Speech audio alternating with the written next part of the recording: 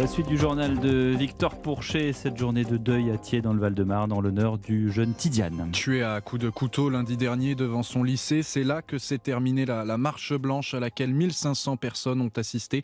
Vous y étiez pour Europe 1, Chloé Lagadou, et tout le long du parcours, l'émotion était encore vive. Oui, dans le cortège, la peine se lit sur les visages. Une marée de personnes habillées en blanc, sur les t-shirts, une inscription au marqueur noir, tout pour Tidiane. Bielko est venu rendre hommage à ce jeune qu'il connaissait bien. C'était un enfant qui était vraiment calme, très posé et très poli.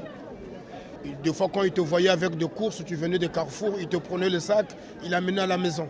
J'ai des douleurs qui sont très profondes. C'est comme si je perdais un fils. Muriel serre une rose blanche dans ses mains. Depuis le décès de Tidiane, elle ne peut s'empêcher d'avoir peur pour ses deux enfants, scolarisés dans le même lycée que l'adolescent. Ça aurait pu être le mien, justement.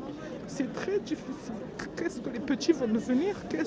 Est-ce que ça ne va pas avoir des représailles? Comment on va marcher tranquillement? Moi, j'ai peur parce que je suis seule avec mes enfants. J'ai peur. Touchés par ce drame, les habitants de Thiers sont venus en nombre aujourd'hui. Une présence massive qui émeut Mina, la sœur de Tidiane. Ça aurait pu être n'importe qui. C'est votre petit frère à tous. Et on vous remercie du fond du cœur. On ne pensait pas que autant de gens se seraient déplacés. Merci vraiment du fond du cœur. Et en sanglots, Mina termine son discours et clame haut et fort, Tidiane doit être le dernier. Chloé Lagadou en direct de Thiers dans le Val-de-Marne pour Europe 1.